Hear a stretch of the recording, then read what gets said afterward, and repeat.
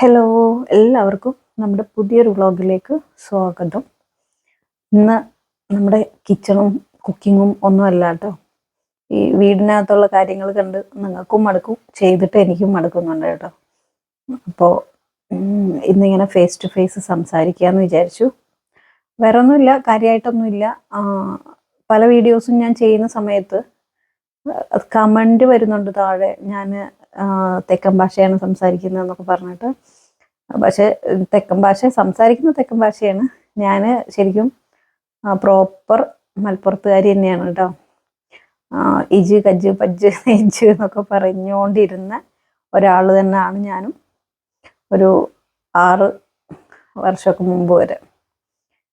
അപ്പോൾ എന്താണെന്ന് വെച്ചാൽ ഞാൻ എൻ്റെ വീട് ശരിക്കും മലപ്പുറത്ത് എടവണ്ണ പഞ്ചായത്തിൽ കിഴക്കേ ചാത്തല്ലൂർ, ഒരു കുഞ്ഞു മലയോര ഗ്രാമം കേട്ടോ. അവിടെ അടുത്തൊക്കെ ഉള്ളവർക്കൊക്കെ അറിയാൻ പറ്റുമായിരിക്കും. കിഴക്കേ ചാത്തല്ലൂർ എന്നൊക്കെ പറഞ്ഞാൽ ഒരു ചെറിയ ഗ്രാമപ്രദേശം തന്നെയാണ്. അതും ഒരു എൻഡാണ്, ശരിക്കും മലയോര ഗ്രാമം തന്നെ. അപ്പോൾ അവിടുന്ന് പിന്നെ ഞാൻ ഇങ്ങനെ സംസാരിക്കാൻ തുടങ്ങിയെന്ന് വെച്ചാൽ, നമ്മളെ നെഹമ്മയുടെ ഉപ്പാടെ വീട്, അതായത് ഇക്കാടെ വീട് പത്തനംതിട്ട ചിറ്റാറാട്ടോ. അതും ഒരു മലയോര പ്രദേശം തന്നെയാണ്. ഈ ശബരിമല ആ ഒരു ഭാഗമൊക്കെ ഉണ്ടല്ലോ, ശബരിമലയുടെ അടുത്തല്ല, ശബരിമല റൂട്ടിൽ പോകുന്ന ആ വഴിക്കൊക്കെ ഉള്ളതാണ്. എന്താ പറയുക, ഗവിയൊക്കെ പോകുന്ന വഴിയിട്ടോ, ചിറ്റാറ് സീതത്തോട് ഭാഗമൊക്കെ. അപ്പോൾ ചിറ്റാറാണ് ഇക്കാട് വീട്. അപ്പോൾ ഞങ്ങൾ ഒരു 2019 തൊട്ട് 2019 ലാസ്റ്റ് തൊട്ട് 2023 ജാനുവരി വരെ തെക്കുണ്ടായിരുന്നു. അങ്ങനെയാണ് എൻ്റെ ഭാഷ ഇങ്ങനെ മാറിയത് കേട്ടോ. കല്യാണം കഴിഞ്ഞതിന് ശേഷം നമ്മൾ മിങ്കിൾ ചെയ്യുന്നതും സംസാരിക്കുന്നതും ഒക്കെ എപ്പോഴും ഇവരോടല്ലേ, അപ്പോൾ അവിടുത്തെ ആൾക്കാരോടല്ലേ നമ്മൾ ഇടപഴകുന്നതൊക്കെ. അപ്പം അങ്ങനെയാണ് എൻ്റെ ഭാഷ ഇങ്ങനെ ആയിപ്പോയത്.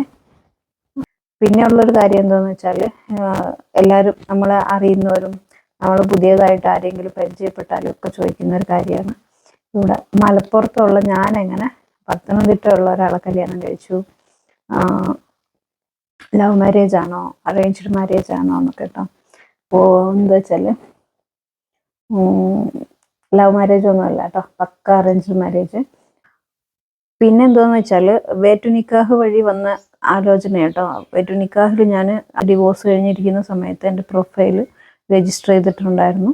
അങ്ങനെയാണ് എൻ്റെ ഒരു ഫ്രണ്ടിൻ്റെ വൈഫ് വിളിച്ചു സംസാരിച്ചു. അങ്ങനെയാണ് ഈ കല്യാണാലോചന മുന്നോട്ട് പോകുന്നത്.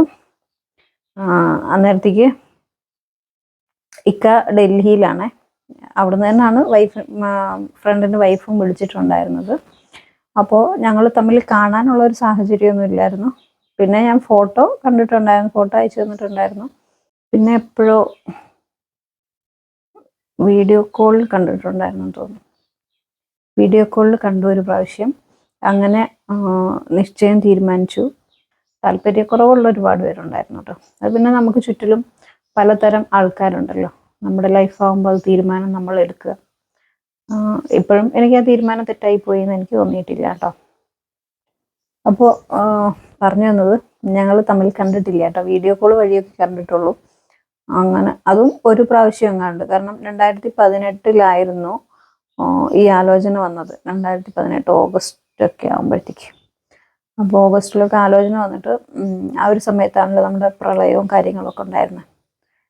അങ്ങനെ ഞങ്ങളുടെ വീടിൻ്റെ അടുത്തും, ഞാൻ പറഞ്ഞില്ലേ ഒരു മലയോര ഗ്രാമമാണെന്ന്, ഞങ്ങളുടെ വീടിൻ്റെ അടുത്തും ചെറിയൊരു ഉരുൾപൊട്ടൽ പോലെയൊക്കെ ഉണ്ടായിട്ട് കുറച്ച് പ്രശ്നങ്ങളൊക്കെ ആയിരുന്നു. അപ്പം ഞങ്ങൾ അവിടുന്ന് താമസം മാറി നിന്നു. കുറേ നാൾ ഫോണും ഒക്കെ ഓഫായി പോയി, കറണ്ടും കാര്യങ്ങളൊന്നും ഇല്ലാതെ.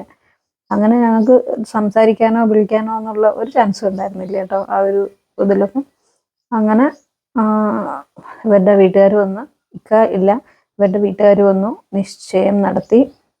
വീട്ടുകാരെന്ന് പറഞ്ഞാൽ മാമായും ഇക്കാടെ അമ്മ, മാമ, പിന്നെ ഒരു അക്ക ഒക്കെ ഉണ്ടായിരുന്നു. അങ്ങനെ കുറച്ച് റിലേറ്റീവ്സ് വന്നിട്ട് നിശ്ചയം നടത്തി. നിശ്ചയം നടത്തുമ്പോൾ ഒരു ഡ്രസ്സൊക്കെ കൊണ്ടുവരുമായിരുന്നു കേട്ടോ. ഡ്രസ്സ് കൊണ്ടുവന്നു, പിന്നെ സ്വർണ്ണമൊക്കെ ഇട്ടു.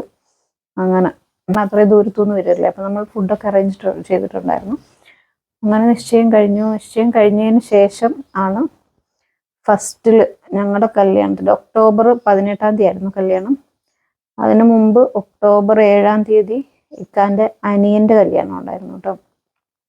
അപ്പോൾ ഇക്കാൻ്റെ അനിയൻ്റെ വൈഫ് എന്ന് പറയുന്നത് ഫറൂഖിലാണ്, രാമനാട്ടുകര. അപ്പോൾ രാമനാട്ടുകര അവരുടെ കല്യാണ സമയത്ത് അവിടെ വെച്ചിട്ട് തന്നെ കല്യാണം കഴിഞ്ഞു കേട്ടോ. രാമനാട്ടുകര ഒരു ഓഡിറ്റോറിയത്തിലായിരുന്നു. അപ്പോൾ ഞാനും എൻ്റെ ഉമ്മ, ഇത്ത, അങ്ങനെ മൂന്ന് പേര് പോയിട്ടുണ്ടായിരുന്നു. ഞാനും എൻ്റെ വലിയ ഇത്തായും ഉമ്മായും കൂടി. അങ്ങനെ അന്നാണ് ഞാൻ ഇക്കായെ നേരിൽ കാണുന്നത് ഫസ്റ്റ് ടൈം. 7-ാം തീയതി, ഒക്ടോബർ 7-ന് കേട്ടോ. അത് കഴിഞ്ഞ് 18-ാം തീയതി ഞങ്ങളുടെ കല്യാണമായിരുന്നു. അപ്പോൾ അങ്ങനെ തമ്മി കാണാതെ ആയിരുന്നു നിശ്ചയം കഴിഞ്ഞത്. പിന്നെ പിന്നെന്താന്ന് പറയാന്ന് വെച്ചാൽ ഒക്ടോബർ 18-നായിരുന്നു നമ്മുടെ കല്യാണം. അപ്പോൾ ഇവർ തലേ ദിവസം വന്നിട്ട് ഇടവണ്ണ ഒരു ചെറിയൊരു ഹോട്ടൽ സെറ്റപ്പ് ഉണ്ട്. അപ്പോൾ അവിടെ സ്റ്റേ ചെയ്തു. ഒരു ലോഡ്ജ്, ഇടവണ്ണ ഒരു റഹ്മത്ത് ലോഡ്ജ് എങ്ങാണ്ട്, അവിടെയായിരുന്നു സ്റ്റേ ചെയ്തത്. അങ്ങനെ തലേ ദിവസം വന്ന് സ്റ്റേ ചെയ്തു. ഒരു വ്യാഴാഴ്ചയായിരുന്നു കല്യാണം. എനിക്കിപ്പോഴും ഓർമ്മയുണ്ട്. ഓർത്തിരിക്കാൻ കാരണം അന്നൊരു ഹർത്താൽ ദിവസമായിരുന്നു കേട്ടോ. പിന്നെ ഒക്ടോബർ 18 ഹർത്താലായിരുന്നു. ശബരിമലയുടെയൊക്കെ എന്തോ സംബന്ധിച്ച്, ശബരിമലയിൽ സ്ത്രീകൾ കയറുന്നതിനെ കുറിച്ച് അങ്ങനെ എന്തൊക്കെയോ പ്രശ്നമുള്ള സമയം അത്. അങ്ങനെ ഒരു ഹർത്താൽ ദിവസമായിരുന്നു ഞങ്ങളുടെ കല്യാണം. കല്യാണമൊക്കെ ഭയങ്കര രസമായിരുന്നു കേട്ടോ. ദോശം എന്ന് കേട്ട ഒരു വല്ലാത്ത ദിവസമായിരുന്നു കല്യാണം.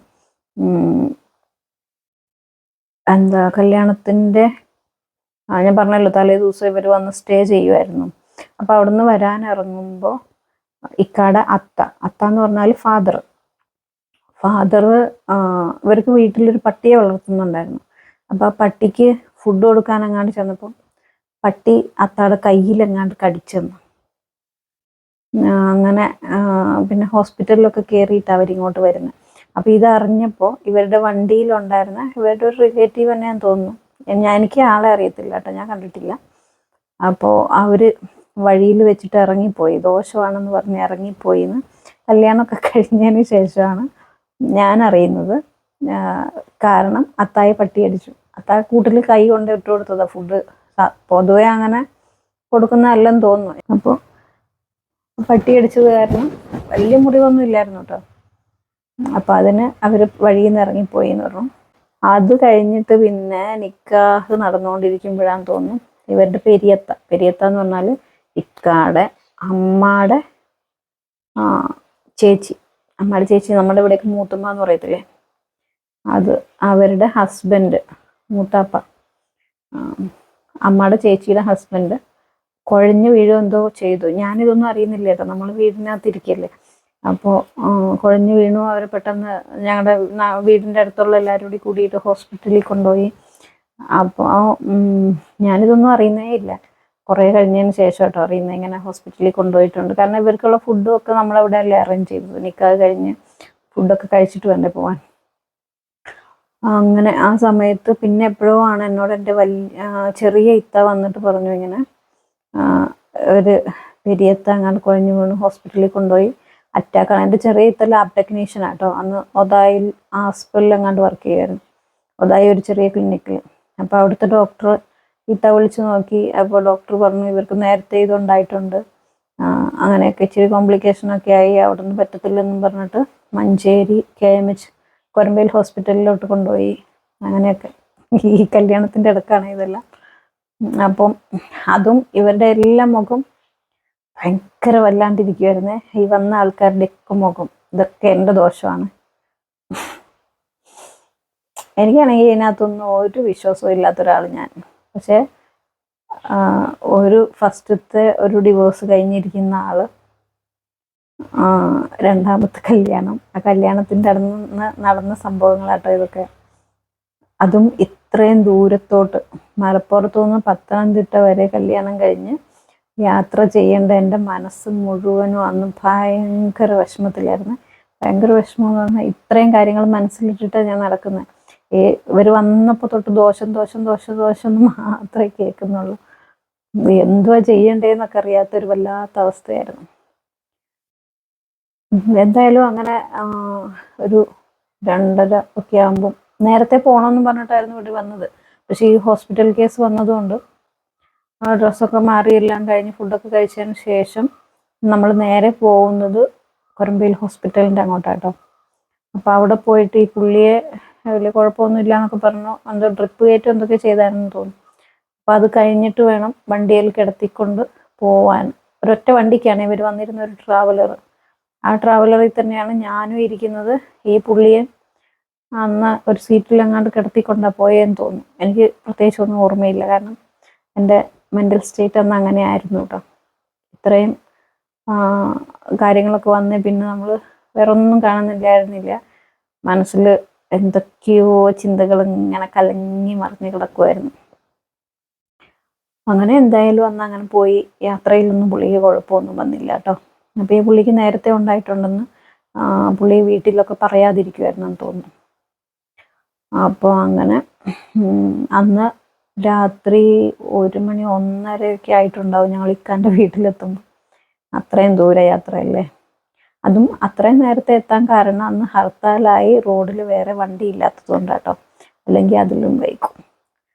അങ്ങനെ ഒരു വല്ലാത്ത യാത്ര. ഞാൻ അതിനു മുമ്പ് ഇത്രയും വലിയ ദൂരയാത്രയൊന്നും ചെയ്യാറില്ല. ചെയ്തു കഴിഞ്ഞാൽ ഛർദ്ദിക്കുന്ന ആളായിരുന്നു കേട്ടോ. പക്ഷേ അന്ന് യാത്രയുടെ ആലസ്യമോ ഛർദിയുടെ ബുദ്ധിമുട്ടോ ഒന്നും എനിക്കുണ്ടായില്ല. കാരണം മനസ്സ് വെറുതെ ഇരിക്കുന്നില്ലല്ലോ. നമ്മൾ കാട് കയറി ചിന്തിച്ചുകൊണ്ടിരിക്കുക ഇവരുടെ ദോഷം കേട്ടിട്ട്. അങ്ങനെ എന്തായാലും അന്ന് അവിടെ എത്തി, കുഴപ്പമൊന്നും ഉണ്ടായില്ല. പിന്നെ ഇതിനെക്കുറിച്ച് ആരും സംസാരിച്ചില്ല. അവർ ചിലപ്പോൾ തമ്മിൽ സംസാരിച്ചിട്ടുണ്ടാകുമായിരിക്കും. ഞാൻ കേൾക്കെ ആരും സംസാരിച്ചിട്ടില്ല, എന്നോടൊന്നും പറഞ്ഞിട്ടില്ല. അങ്ങനെ അപ്പോൾ അങ്ങനെയൊക്കെയായിരുന്നു ഞങ്ങളുടെ കല്യാണം. അപ്പോൾ അങ്ങനെയൊക്കെയായിരുന്നു സംഭവബഹുലമായ ഞങ്ങളുടെ കല്യാണ കഥ.